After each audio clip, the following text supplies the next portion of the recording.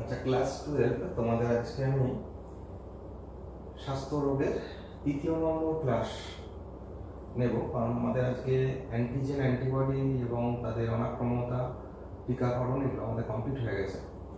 তা এখানে যেটা বিষয় রয়েছে মূল, যে আমাদের রোগ ও স্বাস্থ্য সম্বন্ধে কিছু সাধারণ ধারণা আছে। অর্থাৎ অ্যাকচুয়ালি স্বাস্থ্য কী, রোগ কাকে বলবো আমরা, এবং সেই সকল স্বাস্থ্য রোগের জন্য বা সুস্বাস্থ্য বজায় রাখার জন্য আমরা কি করব, এবং কিছু রোগের তাদের কারণ এবং সেই রোগের কারণের তাদের লাইফ সাইকেল বা জীবনচক্র আমাদের দেহে কীভাবে ঘটছে, তা সেই সম্বন্ধে আজকে জানবো। তা এগুলো আমি তোমাদের বই থেকে প্রথমে কিছু জিনিস আমি বলে দিচ্ছি, এগুলো একটু তোমরা বইটাকে খুলে, বই থেকে আমি বলে যাচ্ছি সেগুলো একটু দাগ দিয়ে নেবে, কারণ প্রথম দিকের যে অংশটা রয়েছে সেখান থেকে ম্যাক্সিমামটাই আমাদের শর্ট কোশ্চেন।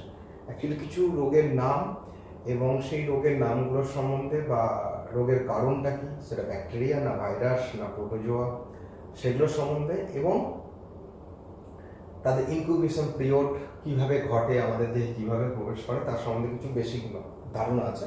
তা সেগুলো আমি বই থেকে একটু একটু করে বলছি, বা যে জায়গাগুলো করতে হবে সেই জায়গাগুলো বলছি, একটু তোমরা সেগুলো দাগ দিয়ে দেবে, দিয়ে সেগুলোকে একটু রিডিং দিয়ে রেডি করে দেবে। আর মূল বিষয় যেটা আজকে আমি পড়াবো সেটা হচ্ছে আমাদের ম্যালেরিয়ার যে জীবনচক্র, অর্থাৎ ম্যালেরিয়া রোগের জন্য যেটা হচ্ছে প্লাজমোডিয়াম ভাইভাক্স বা প্লাজমোডিয়াম ম্যালেরি, তার যে প্রজাতি আছে 4টে, তাদের মধ্যে প্লাজমোডিয়াম ভাইভাক্স তার যে লাইফ সাইকেল আমাদের দেহে কীভাবে প্রবেশ করে এবং দেহ থেকে কীভাবে বেরিয়ে তার সম্বন্ধে আমরা জানবো। তো সেটাই মেন জিনিস। তো সেটাই আমি তোমাদের কাছে আজকে মেন জিনিস বোঝাবো, কিন্তু তার আগে যেগুলো বেসিক আছে সেগুলো একটু বলছি, একটু দেখে নাও। তা প্রথমেই আছে, দেখবে তোমাদের স্বাস্থ্যের কিছু সংজ্ঞা আছে, স্বাস্থ্যের সংজ্ঞা দেওয়া আছে। তা আমাদের স্বাস্থ্য বলতে গেলেই, রোগ স্বাস্থ্য বলতে গেলেই যার কথাটা প্রথমেই চলে আসে সেটা হচ্ছে হু, অর্থাৎ বিশ্ব স্বাস্থ্য সংস্থা, ওয়ার্ল্ড হেলথ অর্গানাইজেশন। তারা 1948 খ্রিস্টাব্দে একটা স্বাস্থ্য সম্পর্কে সংজ্ঞা দেন। অ্যাকচুয়ালি তোমরা এই সংজ্ঞাটাই পড়বে, যে কেবল রোগের অনুপস্থিতি নয়, স্বাস্থ্য হলো একটি সম্পূর্ণ শারীরিক, মানসিক এবং সামাজিক সুস্থতা। তা এখানে দুটো কথা তোমরা বুঝতেই পারবে, শারীরিক আর মানসিক কী, কিন্তু সামাজিক সুস্থতা কী, অর্থাৎ সমাজে তুমি কিভাবে সুস্থতা বজায় রেখে সামাজিক আচার আচরণ মেনটেন করছো, সেটাও কিন্তু আমাদের রোগের মধ্যে ধরা হয়েছে, অর্থাৎ হু এটাকে রেকমেন্ড করেছে। আর সারা পৃথিবীতে বিশ্ব স্বাস্থ্য সংস্থা যে স্বাস্থ্যের জন্য বা রোগ স্বাস্থ্যের জন্য যে দিনটা পালন করা হয়, 7 এপ্রিল, অর্থাৎ এটা বিশ্ব স্বাস্থ্য দিবস পালন করা হয়। আর এখানে হু একটা কথা বলছে যে সামাজিক কথাটা বা মানসিক কথাটা কেন আসছে, তার কারণ বলা হচ্ছে যে পৃথিবীর প্রায় 12% মানুষ হচ্ছে মানসিক রোগগ্রস্ত, অর্থাৎ শারীরিকভাবে কোনো জীবাণু দ্বারা রোগ সংক্রমণ নয়, কিন্তু সেটা মেন্টাল, অর্থাৎ আমাদের শরীরে মেন্টালি ডিপ্রেশন বা অন্যান্য কোনো কারণেও কিন্তু আমাদের শরীরের ক্ষতি করে থাকে। তা যাই হোক, স্বাস্থ্যের গুরুত্বটা কি, অ্যাকচুয়ালি আমরা যে কোনো স্বাস্থ্য মেনটেন করতে গেলে, তা বিশেষ করে এই সামাজিক পরিস্থিতিতে, অর্থাৎ আমাদের 2020 সালের যে আমরা একটা এন্ডেমিক ডিজিজের মধ্যে পড়েছি, তা সেই এন্ডেমিক ডিজিজের কারণে তার রোগ স্বাস্থ্য নিয়ে কিন্তু অনেক সচেতনতা বৃদ্ধি পেয়েছে, বা বাড়িতেও তোমরা অনেক কিছু হাইজিন মেনটেন করো। তা সেখানে ভালো স্বাস্থ্য মেনটেন করতে গেলে কি করতে হবে, অর্থাৎ ভালো স্বাস্থ্য মেনটেন করতে গেলে আমাদের শরীরে অনাক্রমতা বৃদ্ধি করা ছাড়া কোনো রাস্তা নেই। তা সেক্ষেত্রে কী করতে হবে না, পুষ্টিকর সুষম খাদ্য উপাদান, যেমন ভিটামিন, মিনারেলস, প্রোটিন, এইসব জিনিস, জল ঠিকমতো খাওয়া। তা এখানে একটা কথা আছে, দেখবে ভালো স্বাস্থ্য অর্জনের উপায়, তাই এটা 2 নম্বরের মতো তোমরা করে রাখবে, খুব সোজা জিনিস, খুব একটা বেশি বোঝানোর প্রয়োজন নেই। তা দেখবে 3 নম্বর পয়েন্টে বলা আছে নিয়মিত ব্যায়াম, 2 নম্বর পয়েন্টে বলা আছে দেখবে একটা নির্দিষ্ট ঘুম। তা তোমরা স্টুডেন্ট লাইফে অনেকে রাত জেগে পড়ো, কিন্তু এখানে একটা কথা বলা রয়েছে যে কিশোর কিশোরীদের ক্ষেত্রে 7 ঘন্টা এবং প্রাপ্তবয়স্কদের 6 ঘন্টা অবশ্যই ঘুমের প্রয়োজন, নাহলে কিন্তু সঠিক স্বাস্থ্য মেনটেন হয় না। এছাড়াও যেটা আছে ছোঁয়াচে রোগ, অর্থাৎ 4 নম্বর পয়েন্টটা খুব গুরুত্বপূর্ণ। তা ছোঁয়াচে রোগ সম্পর্কে সজাগ থাকতে হবে, সঠিক সময়ে টিকা। তা আমাদের দেশে কোভিড-19 সংক্রমণের জন্য যে হু বা বিশ্ব স্বাস্থ্য সংস্থা অনেক যে রিসার্চ চলছে, তা সেখান থেকে বলা হয়েছে যেমন আমাদের দেশে বিসিজি টিকা, অর্থাৎ যক্ষ্মার জন্য যে টিকা দেওয়া হয়, তা যদিও এটা প্রমাণিত নয়, কিন্তু সার্ভে করে দেখা গেছে যারা বিসিজি টিকা নিয়েছে বা যেসব দেশে নেওয়া হয়েছে, সেক্ষেত্রে কোভিড-19 কিন্তু সংক্রমণের হার অনেকটা কম। তা এর সঠিক কারণ বলা যাবে না যে হ্যাঁ এটার জন্যই কম, তা দেখা গেছে, এটা সার্ভে করে দেখা গেছে। আর যেটা হচ্ছে আমরা যেটা স্বাস্থ্যবিধি মেনে চলি, অর্থাৎ ঠিকঠাক হাইজেনিক আমাদের টয়লেট মেনটেন করা, ঘুম থেকে উঠে চোখ মুখ ধোয়া, ব্রাশ করা, বাইরে থেকে এলে যেমন আমাদের হাত মুখ ধুয়ে নেওয়া বা স্যানিটাইজ করা। তাই এই কথাগুলো সম্বন্ধে তোমরা নিশ্চয়ই এখন সচেতন হয়ে গেছো, সবাই নিশ্চয়ই বুঝতে পারছো। যেখানে সেখানে মলমূত্র ত্যাগ না করা, বিশেষ করে থুতু না ফেলা, স্প্লিটিং, আর হাঁচি কাশির সময় রুমাল ঢাকা দেওয়া, এবং দাঁত দিয়ে নখ না কাটা, আঙুল চোষা, এসব জিনিসগুলো চলবে না। কারণ করোনা ভাইরাসের মতন ভাইরাস যেগুলো আমাদের দেশে প্রবেশ করেছে বা সারা ওয়ার্ল্ডই ঘুরছে, তা ভাইরাস কিন্তু আমাদের নাক মুখ দিয়ে বেশি প্রবেশ করে বা চোখ দিয়েও প্রবেশ করতে পারে। তাহলে সেক্ষেত্রে আমাদের সেইভাবেই হাইজেনিক মেনটেন করা। তা রোগের সংজ্ঞায় কি বলছে না, দেহের গঠনগত কার্যগত অস্বাভাবিকতা কিছু চিহ্ন বা লক্ষণ দ্বারা যদি প্রকাশিত হয় তখনই তাকে আমরা ডিজিজ বলে থাকি বা রোগ বলে থাকি। তা সাধারণ রোগ সৃষ্টি হয় যেগুলোর দ্বারা, যেমন কিছু কিছু বলা হয়েছে দেখো, জীবাণু, যেমন কলেরা, টাইফয়েড, বসন্ত, হাম ইত্যাদি। পুষ্টিগত উপাদান যেমন ভিটামিন, খনিজ লবণ, প্রোটিন, অর্থাৎ ভিটামিনের ডেফিসিয়েন্সির জন্য কী কী রোগ হয় তোমরা 9-এ পড়েছো অনেকেই, সেগুলো জানো। ঠিক আছে, এরপরে যেগুলো আসছে আমাদের শরীরে কিছু রেচনগত পদার্থ বা শরীরে কিছু পদার্থ জমা হওয়ার ফলে, যেমন ইউরিয়া, ইউরিক অ্যাসিড, হরমোন ইত্যাদির ডেফিসিয়েন্ট মানে বেড়ে যাওয়ার জন্য, ধূলিকণা বা ধাতব বস্তু বা অ্যালার্জেন বস্তু, যান্ত্রিক কারণে মানে হঠাৎ করে হাঁটতে যেয়ে তুমি মোচড় লেগে গেল, ক্ষতের সৃষ্টি হওয়া, হাড় ভেঙে যাওয়া বা বিচ্যুতি ঘটা। ভৌত এজেন্টও হতে পারে, যেমন রেডিয়েশন বা তড়িৎ শক্তি, যারা হাই ভোল্টেজ জোনে থাকে বা যেখানে বিভব প্রভেদ প্রচুর বেশি রয়েছে, সেই সব জায়গায় কাজ করতে গেলে শরীরের অনেক ক্ষতি হয়।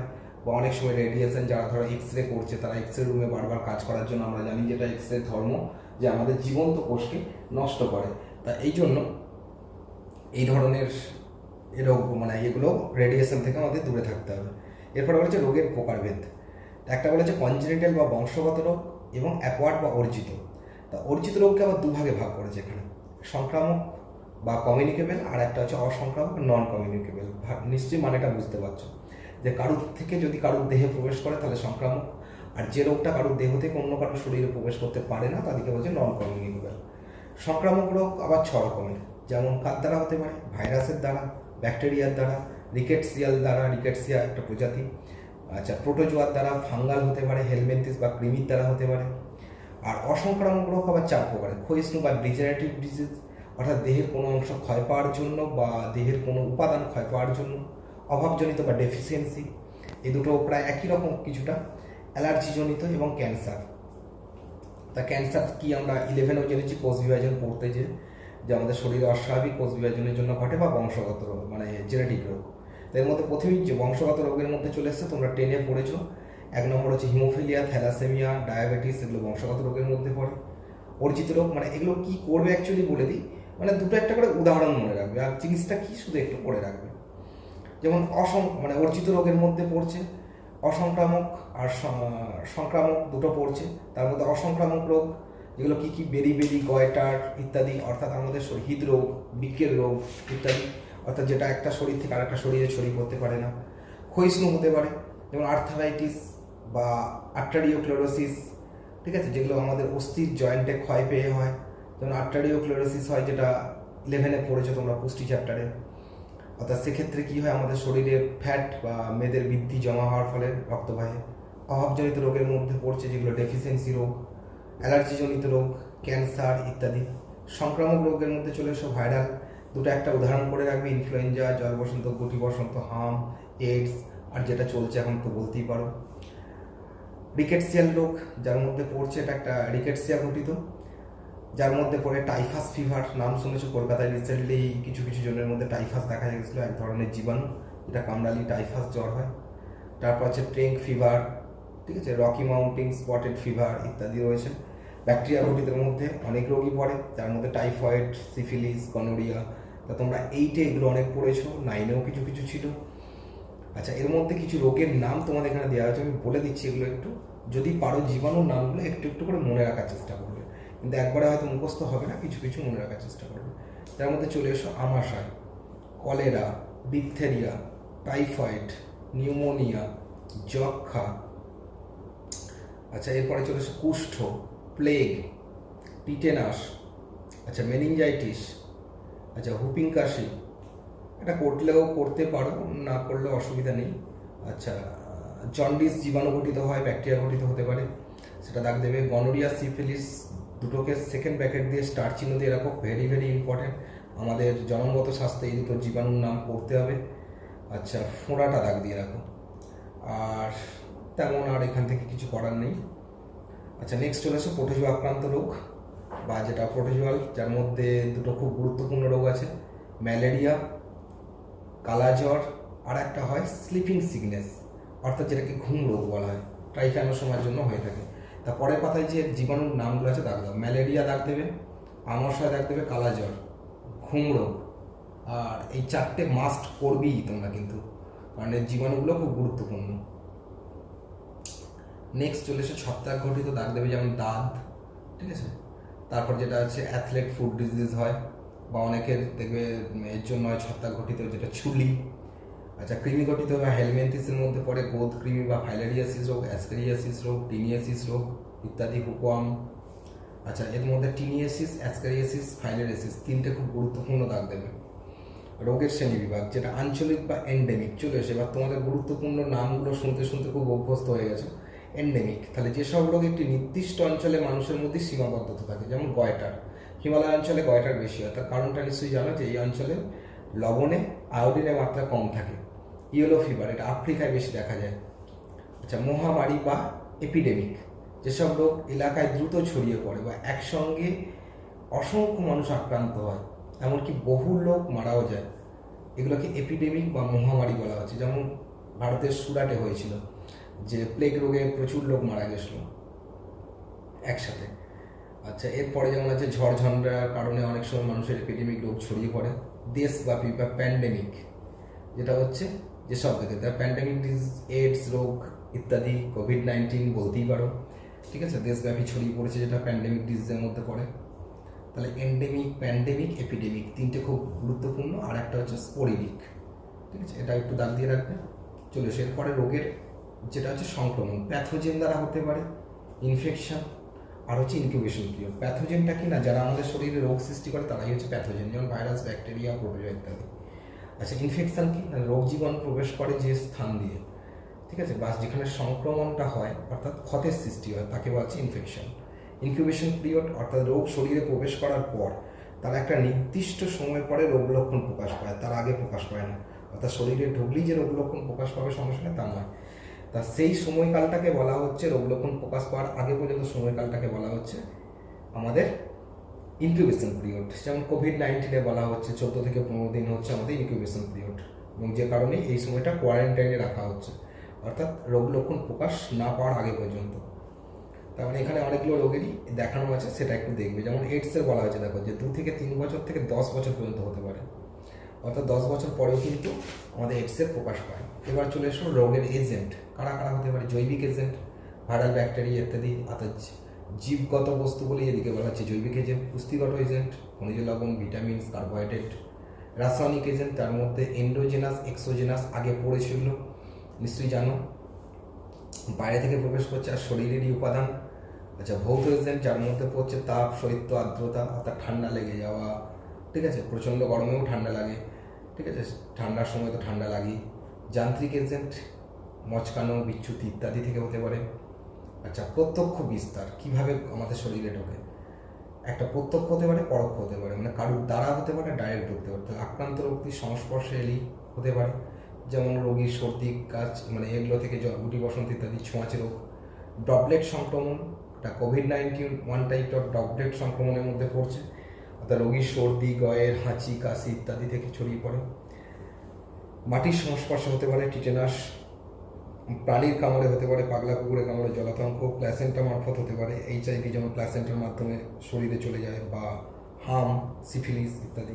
পরোক্ষ, কারুর দ্বারা বাহিত হয়ে, যেমন সন্ধিপথ ভেক্টর আছে, মাছি, অ্যানোফিলিস মশা, কিউলেক্স মশা, সেটসি মাছি, র্যাট ফ্লি ইত্যাদির জন্য কী কী রোগ ছড়ায়।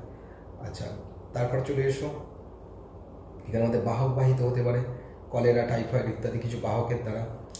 বায়ুবাহিত হতে পারে, ঠিক আছে, এপিডেমিক টাইফাস যেটা। ফরমাইট বাহিত হতে পারে, মনুষ্যবাহিত হতে পারে।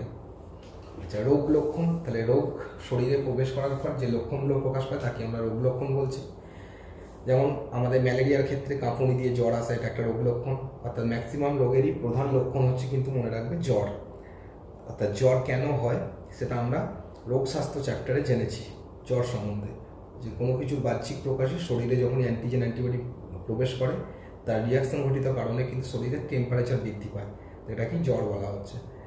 কলা ধ্বংস, আর একটা হচ্ছে টক্সিন ক্ষরণ, প্যাথোজেন কীভাবে শরীরে প্রবেশ করে বা কীভাবে ক্ষতি করে।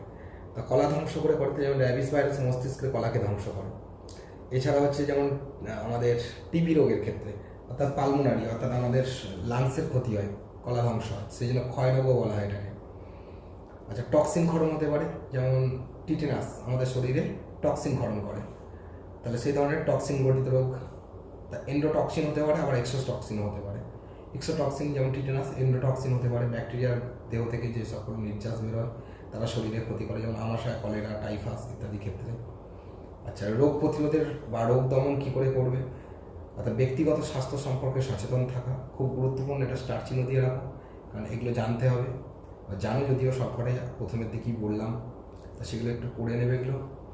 এরপরে চলে এসো আমাদের শরীরে যে পরজীবী প্রবেশ করে, তা পরজীবী কারা অ্যাকচুয়ালি।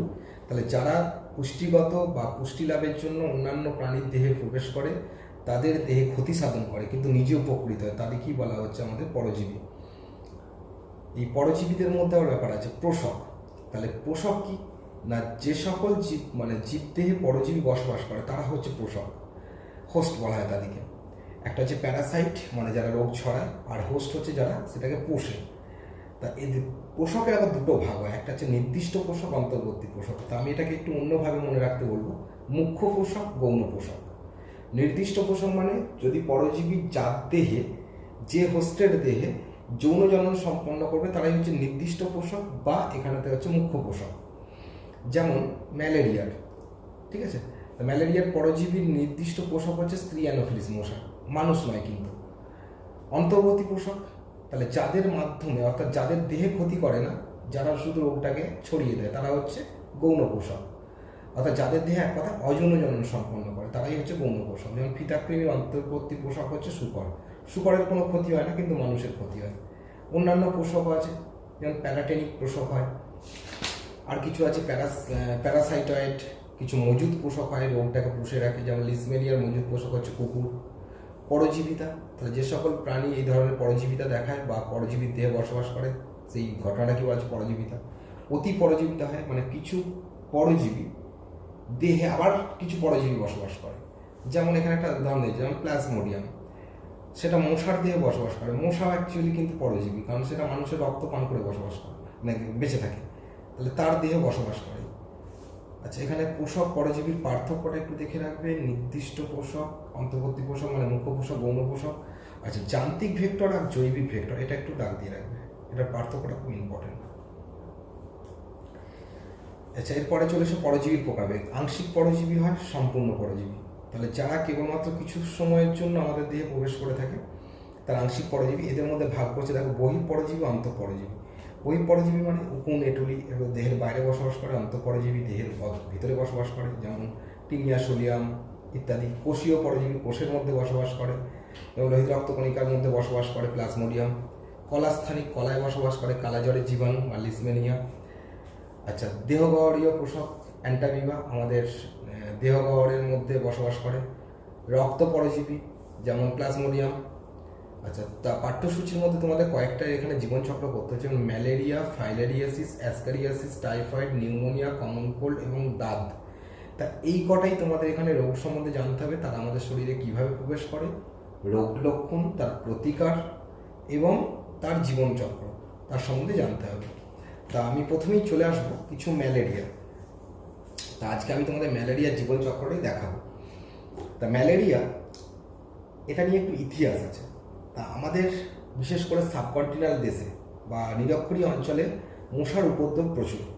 তা এই মশার দ্বারাই কিন্তু বাহিত হয় ম্যালেরিয়া। তা কোন মশার দ্বারা ম্যালেরিয়া বাহিত হয়, সেটা হচ্ছে অ্যানোফিলিস মশা, অ্যানোফিলিস স্টিফেনসন, বা যেটা হচ্ছে কিউলিফ্যাসিস যে প্রজাতিটা হয়।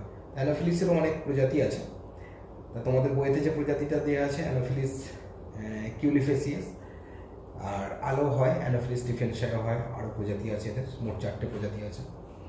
তো যাই হোক, এদের মধ্যে ম্যালেরিয়ার যে জানতে গেলে যে আমাদের অ্যাকচুয়ালি 1880 খ্রিস্টাব্দে প্রথম ম্যালেরিয়ার পরজীবী সম্বন্ধে ধারণা দেন ল্যাভেরান। তিনি দক্ষিণ ভারতে কর্মরত ছিলেন, চেন্নাই। তিনি প্রথম মানুষের রক্তের মধ্যেই পরজীবীটা শনাক্ত করেন এবং পরবর্তী ক্ষেত্রে রোনাল্ড রস, যেটা 1897 খ্রিস্টাব্দে ক্যালকাটা মেডিকেল কলেজ, যেটা আগে নাম ছিল SSKM set Sukhlal coronary hospital, যেটা এখন নাম হয়েছে আমাদের মেডিকেল কলেজ, তো সেখানে তিনি কর্মরত ছিলেন। বিদেশি বিজ্ঞানী আমাদের দেশে এসে তিনি ম্যালেরিয়া নিয়ে রিসার্চ করেন এবং অ্যানোফিলিস মশাই যে প্রথম মানুষের শরীরে এই জীবাণুটাকে প্রবেশ করিয়ে দেয় সেটা তিনি আবিষ্কার করেন এবং লাইফ সায়েন্স আবিষ্কার করেন, এবং যার জন্য তিনি নোবেল পুরস্কারে ভূষিত হন, এবং সেটা 1902 খ্রিস্টাব্দে তাকে নোবেল পুরস্কার দেওয়া হয়। তো তিনি আমাদের কলকাতার মেডিকেল কলেজেই কর্মরত ছিলেন। যাই হোক, তিনি এখানে কিন্তু কলকাতায় যখন ম্যালেরিয়ার উপদ্রব প্রচুর হতো, তা তখন তিনি প্রথম লক্ষ্য করেন যে কিছু কাক ইলেকট্রিক তারে বসে সেখান থেকে সকালবেলা মরে পড়ে থাকে, এবং সেই সকল কাকের শরীরে দেখছে তারা হাই ফিভার হচ্ছে দেখা যাচ্ছে। তা তিনি কাকের দেহ থেকে প্রথম এই ম্যালেরিয়া রোগের সন্ধান পান, এবং তারপর তিনি লক্ষ্য করেন তাহলে তো মানুষের শরীরেও এখান থেকেই প্রবেশ করছে, মানে মশার দ্বারা। তা তিনি প্রথম এই নিয়ে রিসার্চ করতে করতে প্রথম সন্ধান পেলেন যে অ্যানোফিলিস মশা মানুষের শরীরে এই জীবাণুটা প্রবেশ করাচ্ছে। তা এই ম্যালেরিয়ার কথার একটা অর্থ আছে খুব গুরুত্বপূর্ণ, যেটাকে বলে ব্যাড এয়ার বা দূষিত বায়ু। তো তখনকার দিনে মানুষ যখন এই রোগ সম্বন্ধে ধারণা ছিল না, যে আমরা অনেক সময় দেখে বাড়িতেও বলা হয় যে কোনো জ্বর সম্বন্ধে ধারণা না থাকলে আমরা কি বলি, যে দূষিত জ্বর হয়েছে। অ্যাকচুয়ালি দূষিত জ্বর বলে কোনো জ্বর নয়, অ্যাকচুয়ালি কোনো না কোনো কারণেই হয়েছে সেটা, তা আমরা না জানলে সেটাকে দূষিত জ্বর বলি। তা তখন মানুষের এটা ধারণা ছিল যে এটা দূষিত বায়ুর জন্য ঘটছে, যার জন্য এটার নাম দেওয়া হয়েছিল ব্যাড এয়ার। তা যাই হোক, আমরা ম্যালেরিয়ার 4টে প্রজাতি আছে দেখে নেব। একটা হচ্ছে B9 টার্সিয়ান ম্যালেরিয়া, যে রোগটা ঘটে তার কারণটা হচ্ছে plasmodium vivax. Malignant tertian malaria, এটা ম্যালিগন্যান্ট ম্যালেরিয়াও বলতে পারো, টার্সিয়ান কথাটা না ইউজ করলেও চলবে। প্লাজমোডিয়াম ফ্যালসিফেরাম খুব গুরুত্বপূর্ণ, কারণ এই জ্বরটা খুব মারাত্মক ম্যালেরিয়ার ক্ষেত্রে সব থেকে, কারণ এটাকে ডায়াগনিস্ট করা যায় না, যেটা আমাদের সাধারণত টাইফয়েডের সঙ্গে জ্বরের সঙ্গে মিলে যায়, যে কারণে ডায়াগনোসে ভুল হয়ে যায়। কোয়াটার্ন ম্যালেরিয়া, যেটা প্লাজমোডিয়াম ম্যালেরিয়ার জন্য হয়, আর মাইল্ড টার্সিয়ান ম্যালেরিয়া বা মাইল্ড ম্যালেরিয়াও বলা যেতে পারে, টার্সিয়ান কথাটা না বলাও যেতে পারে, সেটা হচ্ছে প্লাজমোডিয়াম ওভেল। তা যাই হোক, এদের প্রত্যেকের ইনকিউবেশন পিরিয়ড আলাদা আলাদা হয়, সেটা নিচে দেওয়া আছে দেখবে, যে প্লাজমোডিয়াম ভাইরাসের 14 দিন, ফ্যালসিফেরামের 12 দিন, ম্যালেরিয়ার 28 দিন, ওভেলের 14 দিন। তাই এটা রোগ বিস্তার কী করে ঘটে? তা রোগ বিস্তার বলতে গেলে অ্যাকচুয়ালি যেটা বলতে হয়, স্ত্রী অ্যানোফিলিস মশা যখন, অ্যাকচুয়ালি মনে রাখবে যে পুরুষ মশারা কখনো মানুষের রক্তপান করে না। তা পুরুষ মশারা যখন রক্তপান করে না, সেহেতু পুরুষ মশা দ্বারা কিন্তু আমাদের শরীরে এই রোগ সংক্রমণ হওয়ার সম্ভাবনা থাকে না, যেটা হয় স্ত্রী মশা দ্বারা। তা স্ত্রী মশা, অ্যাকচুয়ালি স্ত্রী মশা কথাটা বলা হয় মশকি, এটা স্ত্রীলিঙ্গে মশকি বা স্ত্রী অ্যানোফিলিস মশা যখন মানুষকে রক্ত পান করতে আসে, তখন তারা তাদের যে স্ট্রিং থাকে, হুল দ্বারা যখন বিদ্ধ করে, এবং সেখান থেকে তারা তাদের যে প্রোবোসিস অর্থাৎ চোষকের দ্বারা যখন রক্তপান করতে থাকে, তখন মশার লালাগ্রন্থি থেকে লালা যে আমাদের রক্তে মিশে যায়, তা মশার লালাগ্রন্থিতেই বসবাস করে এই জীবাণুটা, যার নাম হচ্ছে স্পোরোজয়েড দশা। এই স্পোরোজয়েড দশা যখনই মানুষের লালাগ্রন্থি থেকে মানুষের রক্তে যায়, তখনই অ্যাকচুয়ালি কী হয় না, এটা ইনকিউবেট করে যায়, মানুষের শরীরে প্রবেশ করে যায়, এবং তার তখন লাইফ সাইকেল শুরু হয়ে যায়, এবং তখনই মানুষের সে ক্ষতি করে দেয়। তা এই ক্ষতিটা কী করে ঘটে বা লাইফ সাইকেল কী করে ঘটে সেটা সম্বন্ধে জানবো। তা অ্যাকচুয়ালি তাহলে সংক্রমণ দশা বলতে গেলে রোগ বিস্তার মশার দ্বারা আমাদের শরীরে প্রবেশ করে। এছাড়াও যেটা আর একটা হতে পারে, ডাইরেক্টলি না হয়ে ইনডাইরেক্টলি সংক্রমণ দেখা যেতে পারে। ধরো কোনো ব্যক্তি কাউকে ব্লাড ডোনেট করেছে, তাহলে সেক্ষেত্রে তার রক্তে ধরো এই ধরনের ম্যালেরিয়ার জীবাণু ছিল, তিনি জানতেন না, বা তার ট্রিটমেন্ট হয়নি, তার শরীর থেকে সরাসরি কিন্তু কোনো ব্যক্তির শরীরে প্রবেশ করে যেতে পারে। তাহলে সেটা মশার দ্বারা না ঘটে, সেটা কিন্তু ডাইরেক্ট ব্লাডের দ্বারা চলে যেতে পারে। তো যাই হোক, এটা হচ্ছে সংক্রমণ পদ্ধতি। প্লাজমোডিয়ামের যে জীবনচক্র, লাইফ সাইকেল, তা অ্যাকচুয়ালি প্লাজমোডিয়াম চারটে যে প্রজাতি রয়েছে তাদের মধ্যে প্লাজমোডিয়াম ভাইভাক্সের জীবনচক্রটি আমরা দেখবো। অ্যাকচুয়ালি প্রত্যেকের জীবনচক্র প্রায় একই, কিছু সামান্য বেশি পার্থক্য আছে, শুধু রোগ লক্ষণ প্রকাশের ক্ষেত্রে কিছু পার্থক্য আছে, মানে জ্বর আসার টাইম বা তার ক্ষেত্রে। তা আমরা এক জীবনচক্রকে দুটি ভাগে ভাগ করব। একটাকে বলা হচ্ছে মশকি চক্র, আর একটাকে বলা হচ্ছে মনুষ্য চক্র।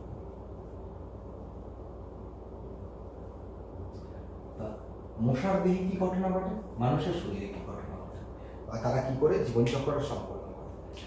তা অ্যাকচুয়ালি আমরা মশা কামড়ায় মশাকে মারি বা মেরে দিচ্ছি, কিন্তু আমরা কখনোই ভাবি না তো অ্যাকচুয়ালি মশা কামড়ালেই ম্যালেরিয়া হবে, এটাও কোনো ভাবার কারণ নেই। কারণ যে মশাটা কামড়াচ্ছে তার শরীরে যদি প্লাজমোডিয়াম থাকে তবেই আমরা ক্ষতিগ্রস্ত হতে পারি বা আমাদের শরীরে জীবনচক্র ঘটে। তা আমরা তো জানি না যে কোন মশাটা অ্যাকচুয়ালি রোগগ্রস্ত বা কাল্লা লাগানোতে রয়েছে, আমরা তো তাকে জিজ্ঞাসা করছি না। তাহলে সেক্ষেত্রে তা থেকে সাবধানতা নেওয়াটাই ভালো। তো যাই হোক, আমি তার জীবনচক্রটা দেখাচ্ছি, তোমাদের একটু দেখবে। আমি একটু শর্টে বলে দেবো, কারণ জীবনচক্রটা খুব একটা টাফ না, তোমরা পড়লেই বুঝতে পারবে, নাহলে ক্লাসগুলো খুবই লেন্দি হয়ে যাচ্ছে। আর সব থেকে বড় সমস্যা হচ্ছে তোমাদের ডিলে হয়ে যাচ্ছে। নেট সার্ভার এতটাই স্লো যে একটা ভিডিও আপলোড করতে আমার প্রচুর সময় লেগে যাচ্ছে এডিট করে। যাই হোক, তোমাদেরকে আমি দেখাচ্ছি, দেখে নাও। আমি দুটো লাইনে, তোমাদের বইয়ের ছবির সাথে হয়তো মিলবে না, কিন্তু আমি যেটা দেখাচ্ছি এই ছবিটা মেনটেন করতে পারলেও ভালো হয়। পরে তোমাদেরকে আমি ছবিটা দিয়ে দিতে পারি।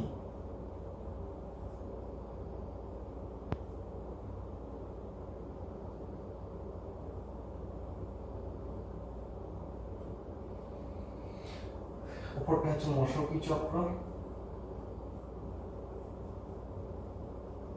নিচেটা হচ্ছে মনুষ্য চক্র।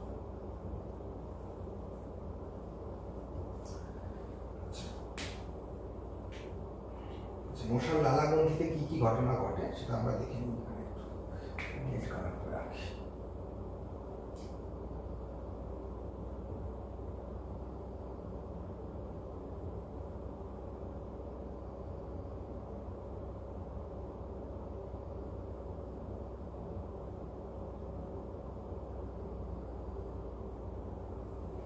আমি শুরু করবো লাইফ সাইকেল এখান থেকে, কারণ আমরা এখানে বলে দিচ্ছি। তাহলে অ্যাকচুয়ালি জেনে নিই, ম্যালেরিয়ার ক্ষেত্রে মুখ্য পোষক হচ্ছে মশা, গৌণ পোষক হচ্ছে মানুষ।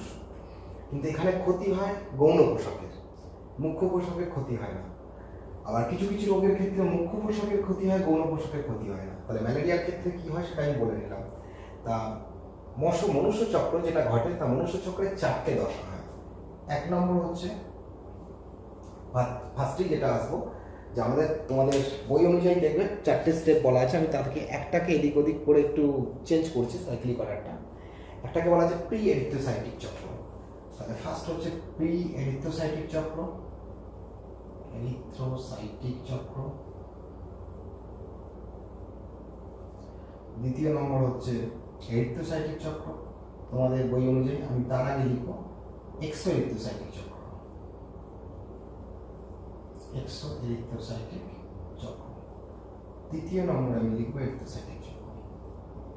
কেন সেটা একটু পরে বলছি। এরিথ্রোসাইটিক চক্র। আর চতুর্থ নম্বর হচ্ছে গ্যামেটোগনি।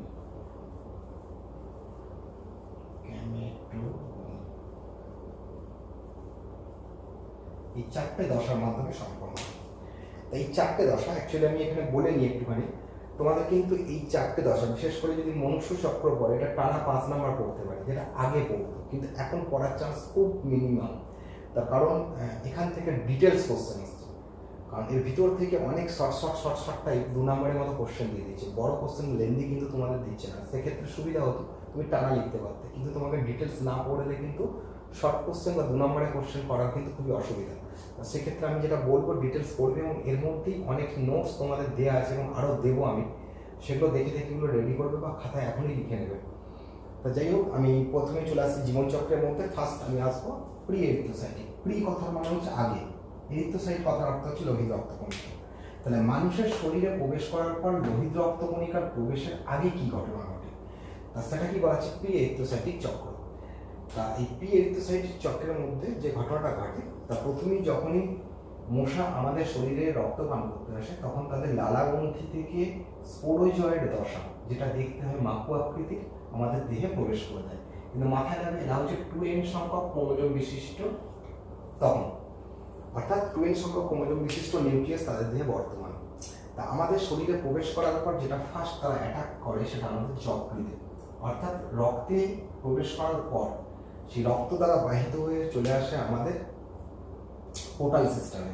কোন পোর্টাল? না, হেপাটিক পোর্টাল সিস্টেমে। হেপাটিক কথার অর্থই হচ্ছে যকৃত। তাহলে যকৃতে চলে আসে। যকৃতে থাকে আমাদের প্যারেনকাইমা কোষ। এই যকৃতের প্যারেনকাইমা কোষগুলোতে আসার পরে তারা এখানে এটা প্রবেশ করে যায়, অর্থাৎ প্যারেনকাইমা প্রবেশ করে তারা এখানেতে টেনে একটা কথা বলেছিল বহু বিভাজন পদ্ধতি। তো বহু বিভাজন পদ্ধতিতে তারা জনন সম্পন্ন করতে থাকে, এবং বহু বিভাজন পদ্ধতি জনন সম্পন্ন করার পর তারা এখানে ফার্স্ট 2n থেকে n দশায় উপনীত হয়। 2n থেকে n দশায় চলে আসে, অর্থাৎ হ্যাপ্লয়েড হয়ে যায়। এবং তারা সাইজবনী পদ্ধতিতে, অর্থাৎ বহু বিভাজন পদ্ধতিতে এক একটা যকৃতের প্যারেনকাইমা কোষের মধ্যে অসংখ্য নিউক্লিয়াস যুক্ত প্রায় 12,000 থেকে 20,000 এক একটা কোষের মধ্যে নিউক্লিয়াস গঠন করে ফেলে।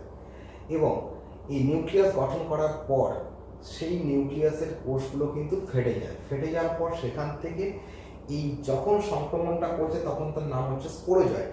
তা স্পোরোজয়েড থেকে তারা উপনীত হয় এরপরেতে যেটা হচ্ছে ট্রোফোজয়েডে। তাই এই ট্রোফোজয়েডে উপনীত হওয়ার পরেই, ক্রিপ্টোজয়েডে উপনীত হওয়ার পরেই তারা কিন্তু এখান থেকে যকৃত থেকে বেরিয়ে আসে। অর্থাৎ যকৃতের এই মাঝখানে যে সাইনোসয়েডগুলো থাকে, সাইনোসয়েডে কিছু কিছু অবস্থান করে এবং এখান থেকে বেরিয়ে আসে। এখান থেকে বেরিয়ে আসার পর তারা দুটো ঘটনা ঘটাতে পারে, অর্থাৎ এখান থেকে বেরিয়ে এসে তারা সরাসরি আমাদের লোহিত রক্তকণিকাকে আক্রমণ করতে পারে, অথবা তারা আবার যকৃতকে আক্রমণ করতে পারে। যদি লোহিত রক্তকণিকাকে আক্রমণ করে তাহলে হচ্ছে এরিথ্রোসাইটিক চক্র, আর যদি তারা আবার যকৃতকে আক্রমণ করে তখন তার নাম হয় এক্সোএরিথ্রোসাইটিক চক্র। তাহলে এখানে থেকে যেগুলো বেরিয়ে এলো স্পোরোজয়েড থেকে, তারা পরিণত হলো অসংখ্য সাইজবনী পদ্ধতিতে বহু নিউক্লিয়াস যুক্ত কোষে। এই সাইজন্ট দশা ভেঙে যাওয়ার পর সেখান থেকে নিউক্লিয়াস যুক্ত কোষগুলো থেকে উপনীত হলো তারা কিসে? না, ক্রিপ্টোজয়েডে। এই ক্রিপ্টোজয়েডগুলো এরপরেতে কি করে না, তারা দুটো দশা ঘটাতে পারে। একটা হচ্ছে লোহিত রক্তকণিকাকে আক্রমণ করলে তখন তাদের নাম হয়ে যাবে মেরোজয়েড, আর যদি তারা আবার যকৃতকে আক্রমণ করে তখন তাদের নাম হয়ে যাবে তোমার মেটাক্রিপ্টোজয়েড বা ফেনোরোজয়েড। যদি তারা আবার যকৃতকে আক্রমণ করে তাহলে সংখ্যাটা বাড়িয়ে নেওয়ার জন্য তারা কিন্তু আবার যকৃতকে আক্রমণ করতে পারে। সেই জন্য সেই ঘটনাটা আমি আগে বলার চেষ্টা করেছি। তাহলে এক্সোএরিথ্রোসাইটিক চক্র, এই এক্সোএরিথ্রোসাইটিক চক্র দশায় তারা আবার যকৃতে প্রবেশ করে সেম টু সেম একই ঘটনা ঘটাতে থাকে, এবং সেখান থেকে তারা বেরিয়ে এসে আবার তারা সেই লোহিত রক্তকণিকাকে আক্রমণ করে, অর্থাৎ মেরোজয়েড দশায় চলে আসে।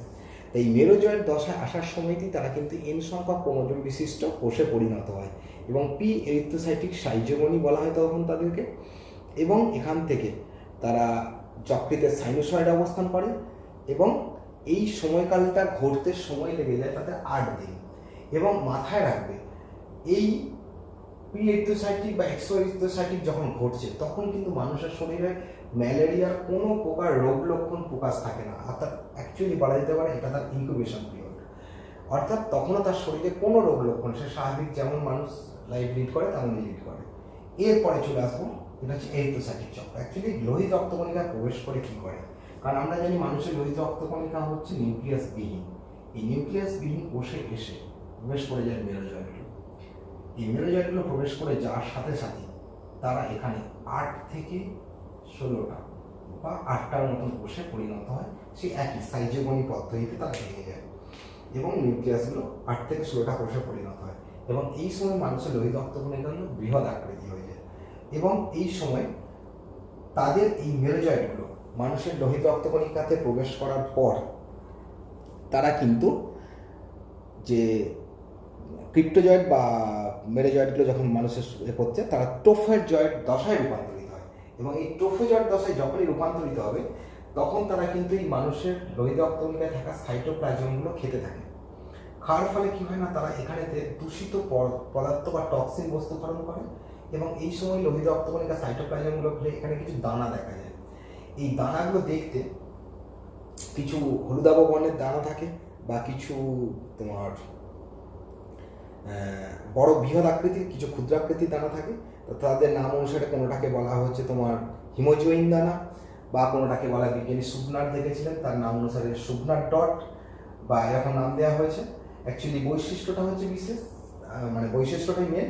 তার কী নাম দেওয়া হয়েছে সেই নামগুলো তোমরা দেখে নেবে, এবং এগুলো নোটসে আলাদা করে দেওয়া আছে যে সুবনার দানা কাকে বলবো, হিমোজুইন দানা কাকে বলবো, সব দেওয়া আছে।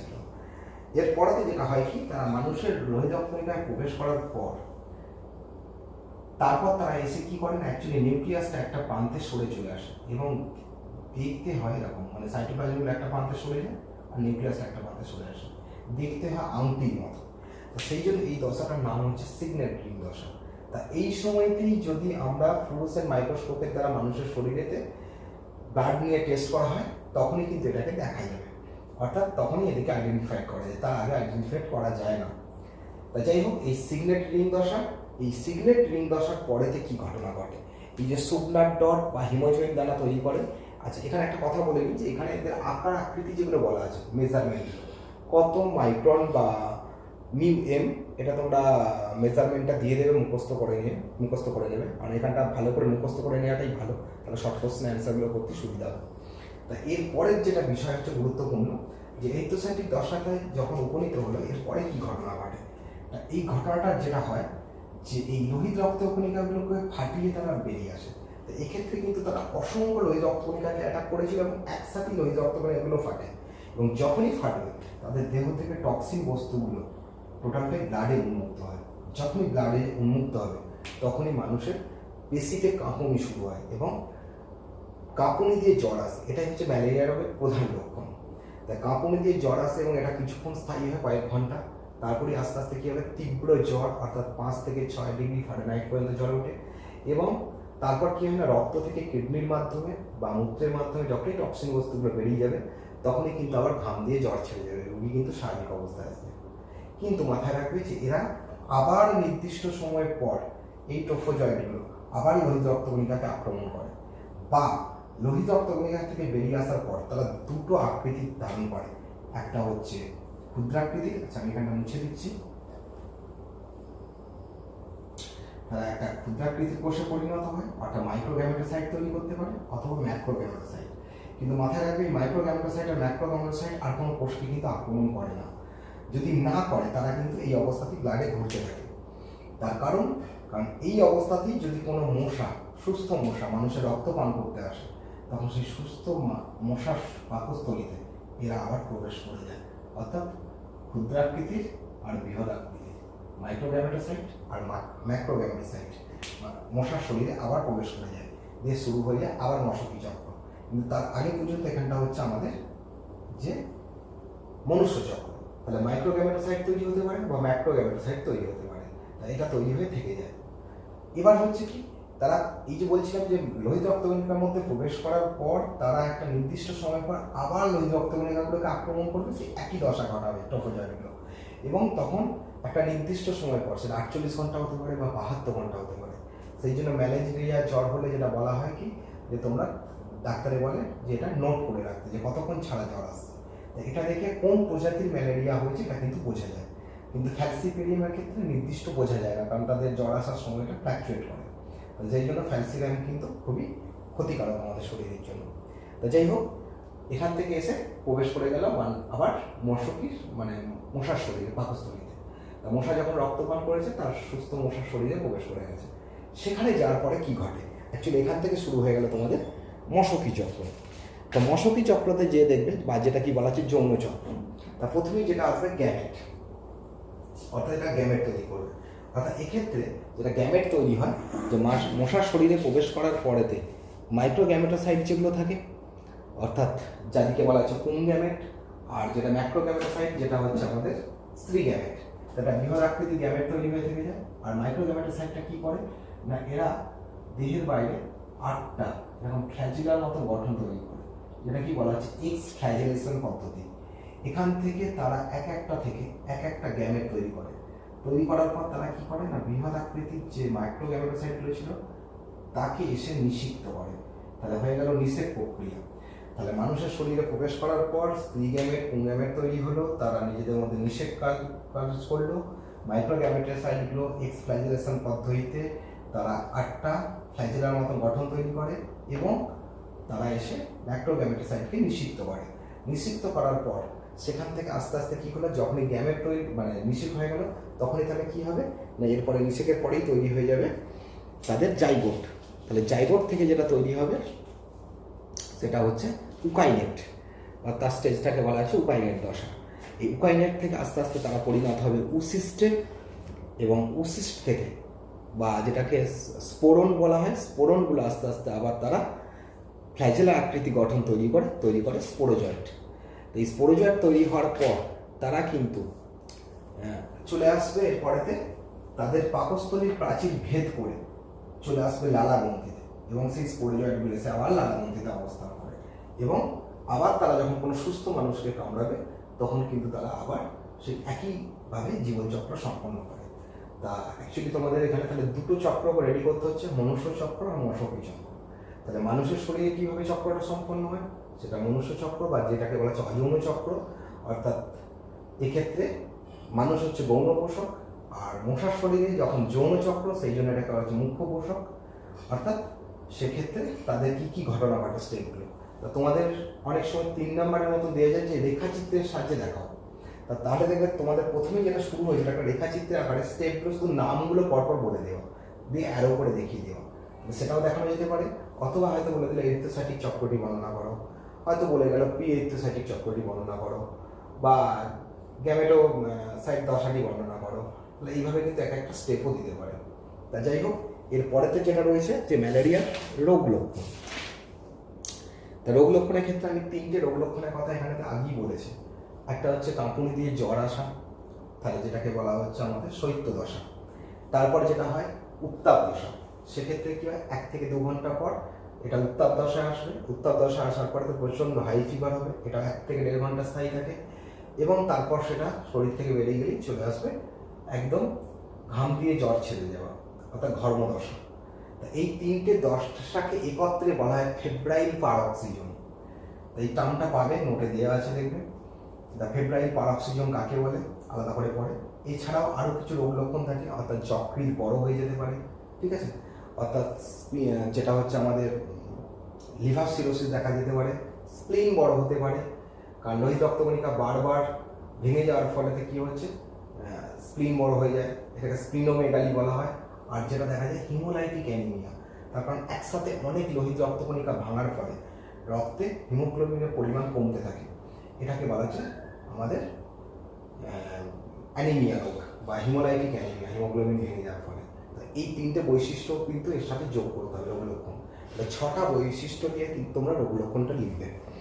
আচ্ছা, যার হোক এরপরে রোগ নির্ণয় আমি একটু বলে নিই, যেটা হচ্ছে ইমিউনোক্রোমাটোগ্রাফিক টেস্ট বা ফ্লুরোসেন্স মাইক্রোস্কোপিক টেস্টের দ্বারা ম্যালেরিয়ার জীবাণুকে ধরা যায়।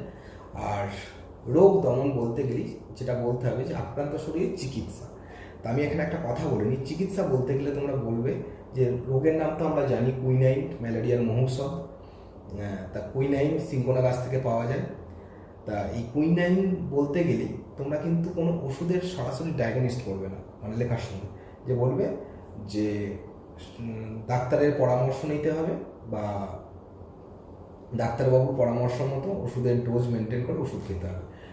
তারপরে কথাটা ইউজ করবে যে সাধারণত ডাক্তারবাবুরা কুইনাইন বা কেমোকুইন বা এখন তো ওগুলোর মডিফিকেশান হয়েছে ক্লোরোকুইন, পাইমোকুইন, প্লাজমোকুইন, আর নিশ্চয়ই শুনে থাকবে নিশ্চয়ই কোভিড-19-এর ক্ষেত্রে আমাদের কুইনাইন দিয়ে একটা গ্রুপ সেটা ইউজ করা হয়েছে, বেঙ্গল কেমিক্যাল ড্রাগস, যেটা বিদেশে পাঠানো হচ্ছে। তা অনুমান করা হচ্ছে যে এটার ক্ষেত্রে আমাদের কোভিড-19 নাকি অনেক দমন করা সম্ভব। তা যাই হোক, সেটা বিতর্কেও রয়েছে। তা প্রাইমোকুইন, ঠিক আছে, পাইরিমেথামাইন, নেমাক্রিন জাতীয় যে ওষুধগুলো, ট্যাবলেটগুলো ম্যালেরিয়ার ক্ষেত্রে ব্যবহার করা হয়। তা ডাক্তারের পরামর্শ নিতে হবে, এই কথাটা কিন্তু বারবার যেন প্রথমেই ইউজ করা হয়, করে তারপর তোমরা এগুলো বলতে পারো। আচ্ছা, এটা তো গেল রোগ হলে তুমি কী করবে, কিন্তু রোগ না যাতে হয় তার জন্য কী করবে, রোগাক্রমণ প্রতিরোধ করা। অর্থাৎ এক কথায় যাতে রোগ না হয়, তাহলে মশা যাতে না কামড়ায়। তাহলে সেক্ষেত্রে মশার প্রধান শত্রুই হচ্ছে মশারি। উড়ি মানে হচ্ছে শত্রু, তাহলে মশার প্রধান শত্রু হচ্ছে মশারি, আর তার মশারি খাটিয়ে শুতে হবে। এছাড়াও যেগুলো হচ্ছে আমরা অনেক সময় মশা মারার জন্য ধূপ বা অনেক সময় যে আমাদের গুড নাইট অমুক তমুক ব্যবহার করা হয়। এছাড়া হচ্ছে ওডোমস গায়েতে মাখা হয়, বা অনেক সময় বেরিয়েছে দেবে গায়েতে লাগিয়ে নিলে মশা আসবে না। আর তার থেকে বড় কথা হচ্ছে যাতে মশাই না জন্মায় তার ব্যবস্থা করা।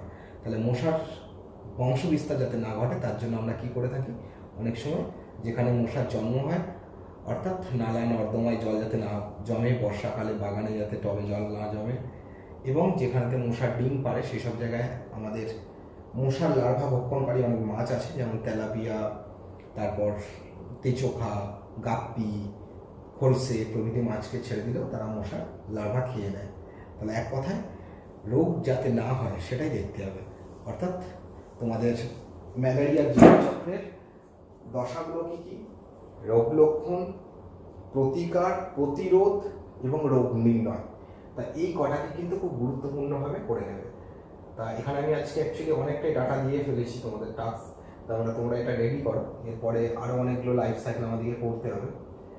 তা যাই হোক, তোমাদের এখান থেকে কিছু মেটেরিয়ালস দেওয়া থাকছে, সেগুলো রেডি করবে, নোট থেকেই রেডি করবে এগুলো। এখন আপাতত পুরো বইটাকে থরলি আগে পড়বে, পড়ার পরেতে তারপর কোশ্চেন ধরে কী কোশ্চেন দেওয়া আছে সেগুলো রেডি করবে, এবং সেগুলো নোট থেকে ভালো করে রেডি করে দেবে। তা তোমাদের থার্ড ক্লাসে এটা এখান পর্যন্তই থাকছে। এরপরেতে আমি ফোর্থ ক্লাসে বাকি রোগগুলো নিয়ে আলোচনা করব।